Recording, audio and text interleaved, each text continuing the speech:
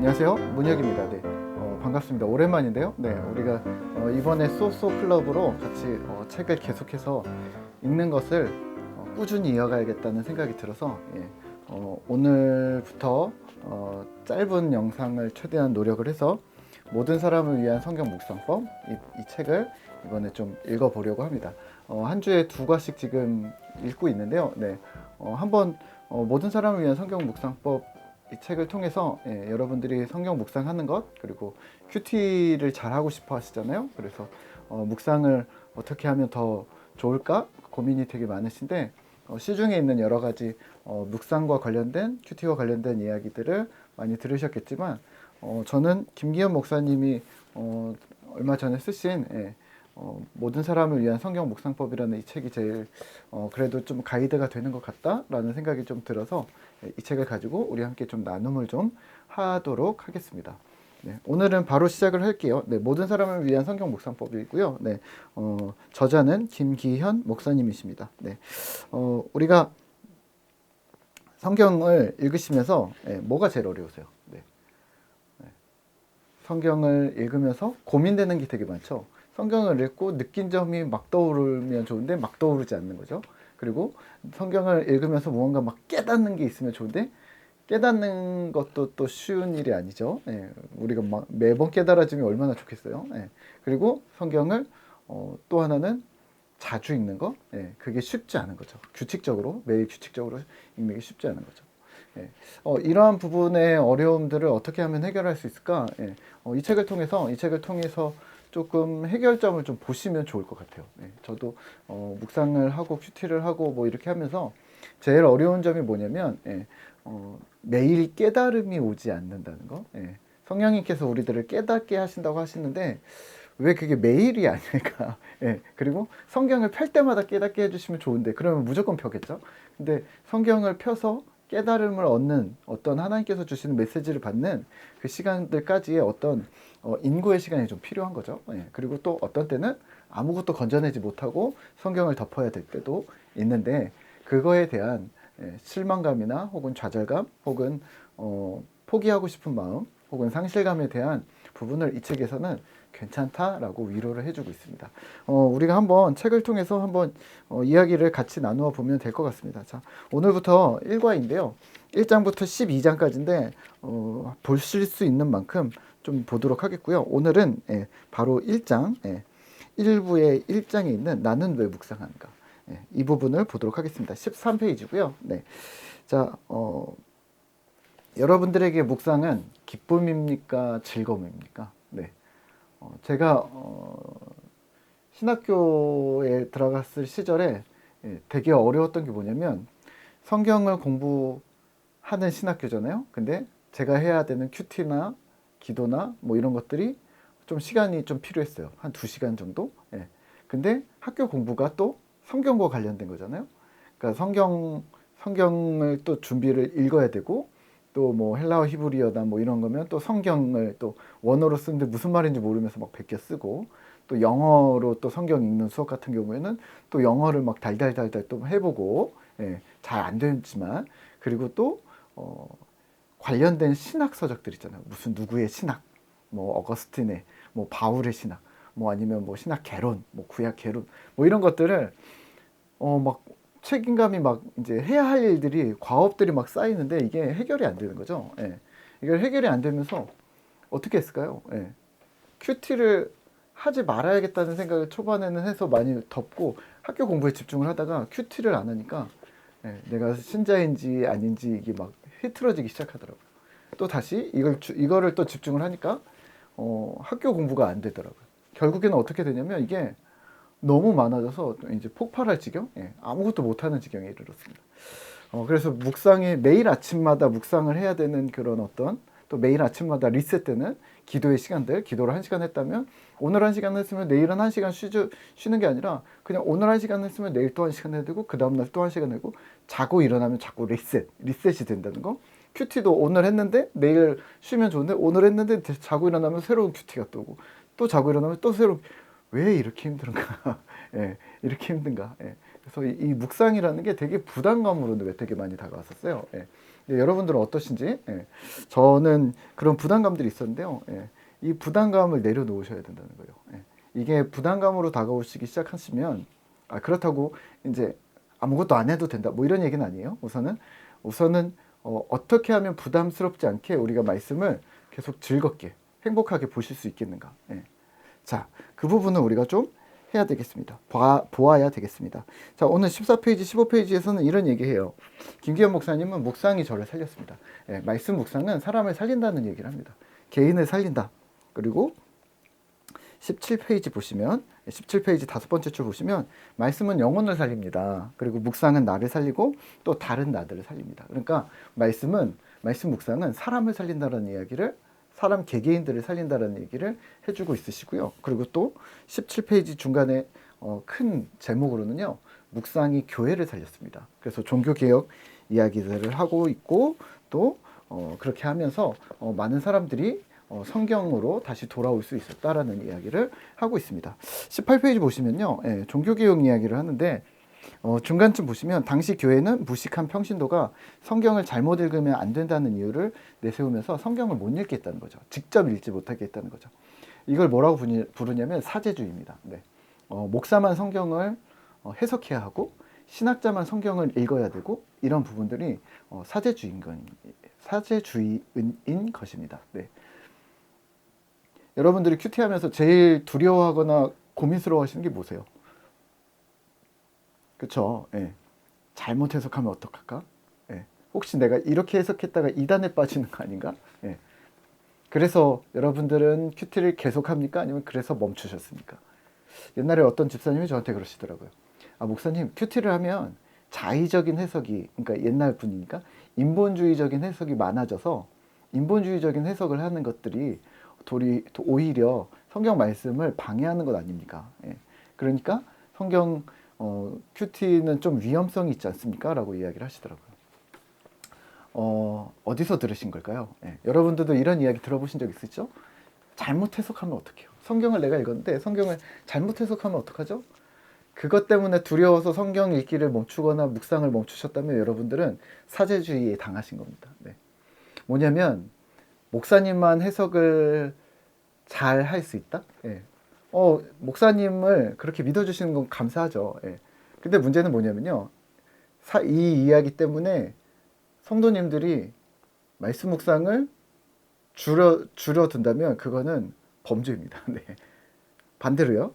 그러면 목사님들은 네, 부끄러운 얘기인데 목사님들은 그러면 성경을 잘 해석하나요? 성경 본문을 읽었는데 엉뚱한 설교를 할 때가 있어요. 성경 본문과는 전혀 상관없는 이야기들을 자꾸 끄집어서 써먹을 때가 있어요. 또 혹은 여기서 얘기를 나누는데 전혀 엉뚱한 류의 문장들을 가져다가 성경을 갖다 써먹을 수가 있어요. 그게 성경을 제대로 인용하고 제대로 해석한 것인가? 예, 제대로 묵상한 사람들의 어떠한 행태가 맞는가? 예, 그렇지 않은 거죠. 예.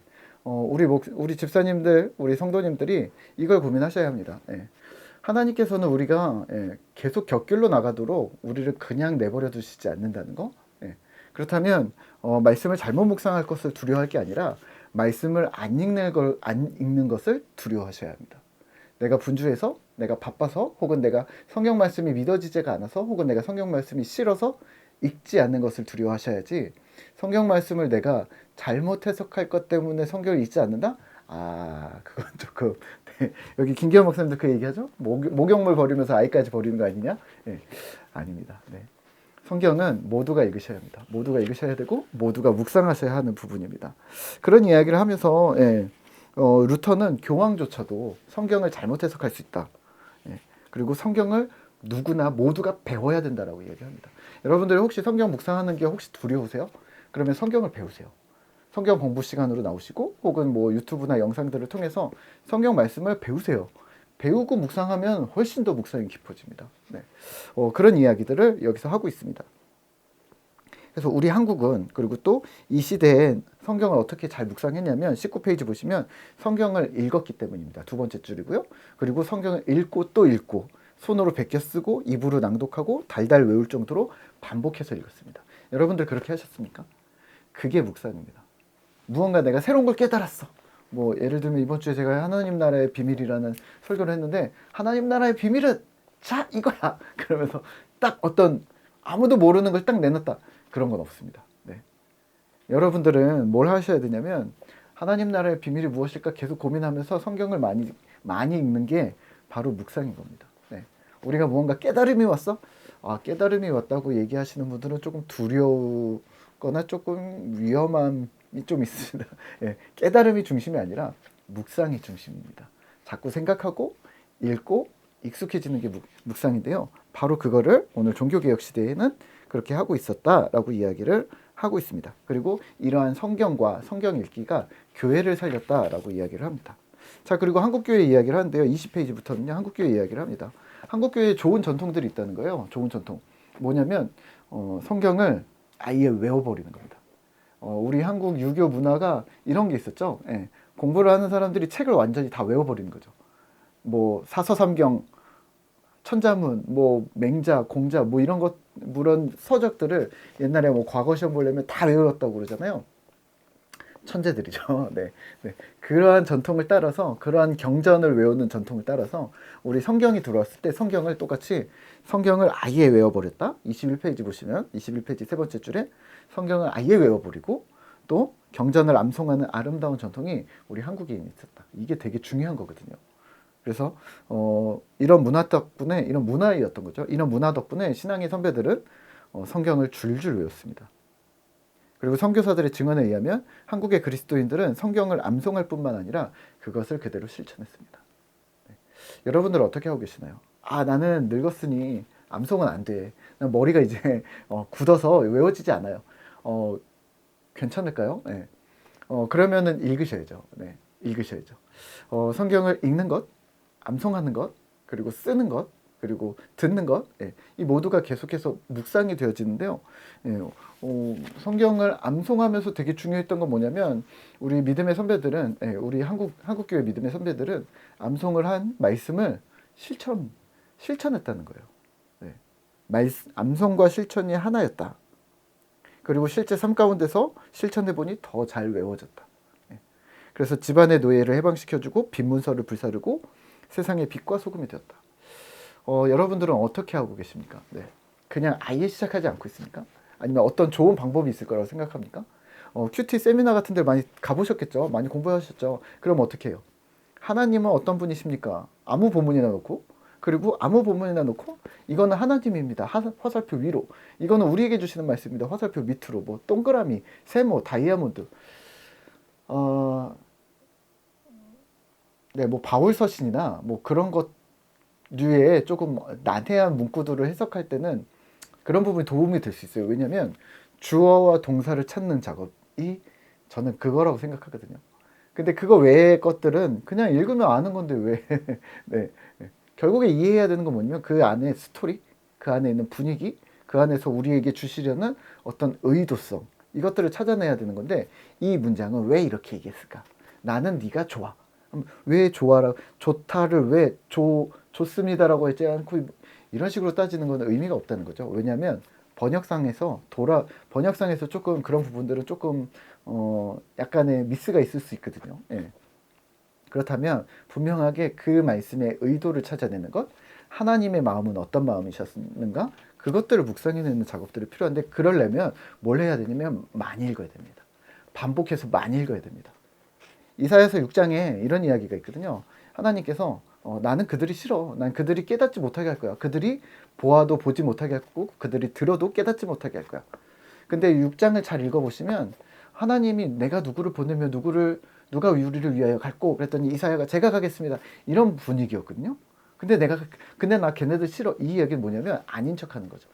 그리고 6장, 7장, 8장, 9장 계속 넘어가면서 이사야서를 보면 이런 내용이 납니다. 이스라엘이 돌아오도록 그들이 빨리 돌아와라. 주변에 사람들이 있으니까 막 예언도 해주고 니네 그러다가 망한다 막 계속 분명히 6장 중간 후반쯤에 보면 나 걔네들 싫어. 못 깨닫게 할 거야. 걔네들 돌아오지 못하게 할 거야. 라고 얘기해놓고선 6장 앞부분에서는 누구를 보낼까? 7장에서는 야 너네들 돌아와야 돼. 예언해주고 축복해주고 길을 보여주고 뭐예요? 반어법을 사용하신 거죠. 근데 그 문구만 보고서 아, 하나님은 불신자들이 돌아오지 못하게 하는구나. 아, 하나님의 백성들을 돌아오지 못하게 하나님은 막으시는구나.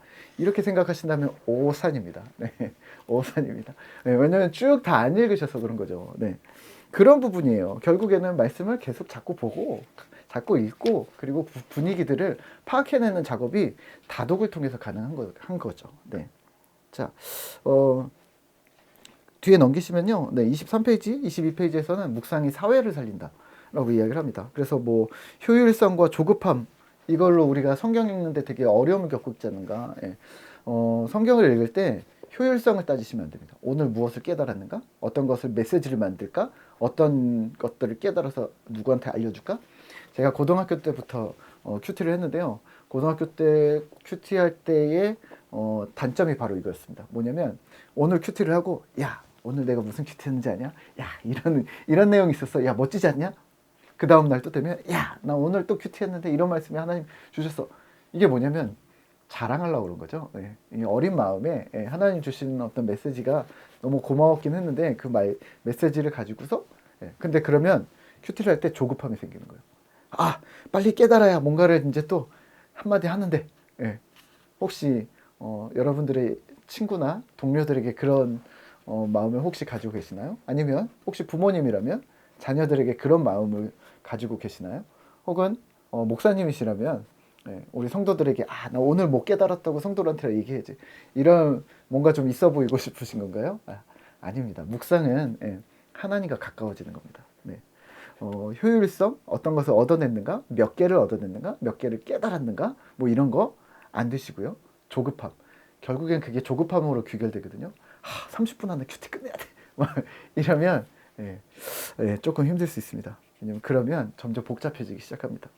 하나님의 말씀은 우리 개인을 살릴 뿐만 아니라 교회를 살릴 뿐만 아니라 이 사회를 살린다고 생각하시면요. 이 사회로 들어가는 우리가 어떤 사람이 될 것인가? 말씀으로 단련되어지고 말씀과 같이 동화되어진 우리가 세상에 들어가서 빛과 소금이 된다는 것을 좀 기억을 해주시면 좋겠어요. 그러면 우리는 효율성이 아니라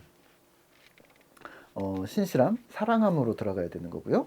그리고 또 조급함이 아니라 하나님과의 교제라고 생각하고 천천히 들어가야 되는 거죠. 23페이지 중간쯤 보시면요. 대안은 머무름의 기술이라고 이야기를 합니다. 네.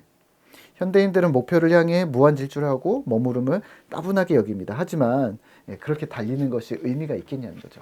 하나님의 말씀을 우리가 묵상하는데 말입니다. 네. 머무름은 아무것도 하지 않는 상태를 의미하지는 않습니다. 머무름은 사색, 더 정확히 말해 묵상을 위한 것입니다. 머물러 있다고 해서 아무것도 해야 하지 않는 것은 아닙니다. 네. 우리가 24페이지부터는 이 이야기를 하거든요. 결국에는 이 이야기입니다. 하나님과 어떤 관계를 맺고 있는가? 하나님이 우리를 어떻게 생각하신가? 우리는 하나님을 어떤 마음으로 관계 맺고 있는가? 무언가를 얻어내기 위해서 그것도 기도의 제목뿐만 아니라 말씀조차도 말씀 안에서 내가 무엇을 뽑아낼 것인가 이렇게 생각하신다면 가까워질 수 있을까요? 자꾸 접하고 자꾸 익숙해지면서 하나님이 친근해지셔야 합니다. 그게 결국엔 관계인 거거든요. 그리고 우리가 인격적인 하나님, 인격적인 예수님이라고 말하면 바로 그런 부분입니다. 그냥 하나님을 만난 적도 없는데 하나님은 인격이시구나. 잘하셨습니다. 근데 알아가지 않아도 되는 걸까? 알아가야 되는 거죠.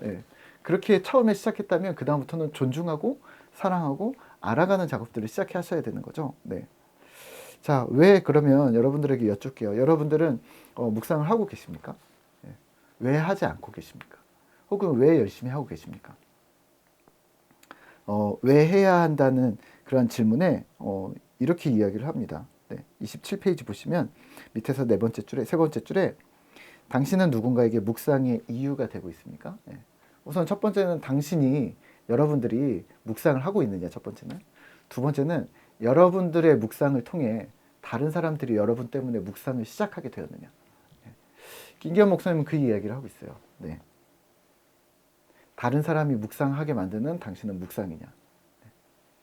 나를 위한 묵상이냐, 세상을 위한 묵상이냐.